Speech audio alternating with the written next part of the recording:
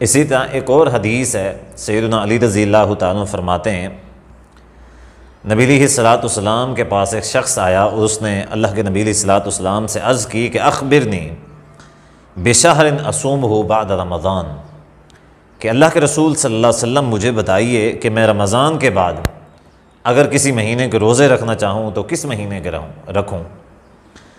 तो नबी अलैहिस्सलाम ने उस शख्स से फ़रमाया कि इन कुन्ता साइमन शहरन बाद रमज़ान, अगर तू रमज़ान के बाद किसी महीने के रोज़े रखना चाहता है, फ़सुमिल मुहर्रम, मुहर्रम के रोज़े रखा कर, फ़इन्नहु शहरुल्लाह, क्योंकि मुहर्रम जो है ये अल्लाह ताला का महीना है।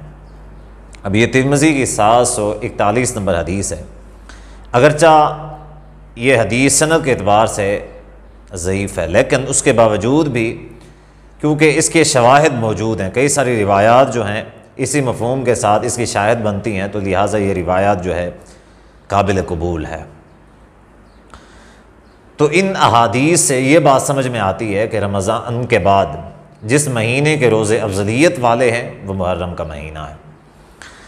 तो मुहर्रम के अंदर रोज़ों का खुसूसी तौर पे एहतमाम करना चाहिए, बल्कि जो आशूरा मुहर्रम है उसके रोज़ों की खुसूसी फ़जीलत हदीस में वारिद हुई है 10 मुहर्रमुल हराम के रोज़े की। जैसा कि हदीस है सहीह मुस्लिम की 1130 नंबर, नबी अलैहिस्सलाम जब मक्का से मदीना हिजरत करके तशरीफ़ ले गए तो वहाँ पे जो यहूदी थे मदीना के, वो 10 मुहर्रम का आशूरे का रोज़ा रखा करते थे।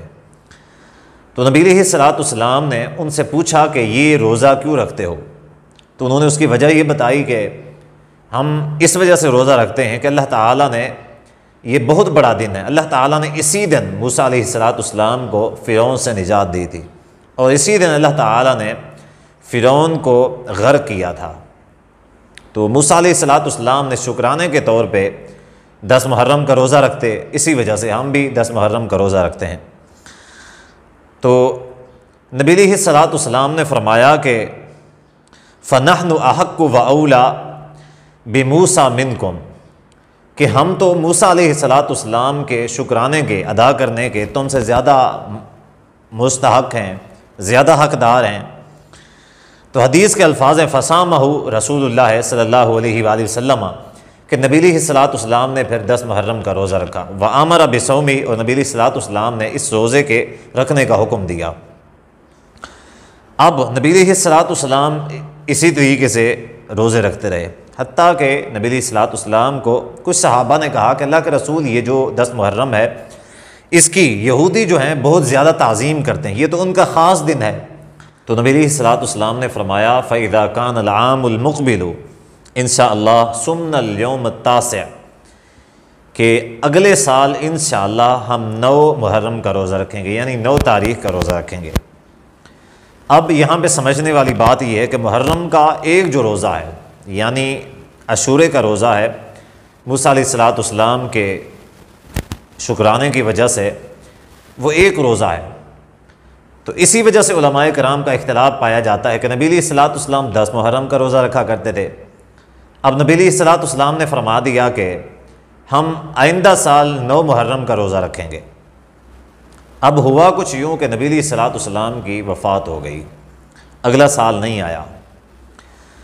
तो ये जो सवाल था फिर उलमाए कराम के नज़दीक इख्तिलाफ़ी हो गया। अगर नबी अलैहिस्सलाम हयात होते तो ये मसला हमारे सामने वाज़े हो जाता।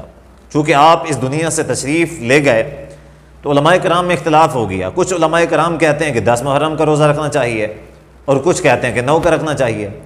जो 10 का कहते हैं वो कहते हैं कि नबी अलैहिस्सलाम 10 का रखते रहे, और जो 9 का कहते हैं वो कहते हैं कि नबी अलैहिस्सलाम ने 10 का रखा, लेकिन आप अलैहिस्सलाम ने फरमाया था कि 9 का रखूँगा।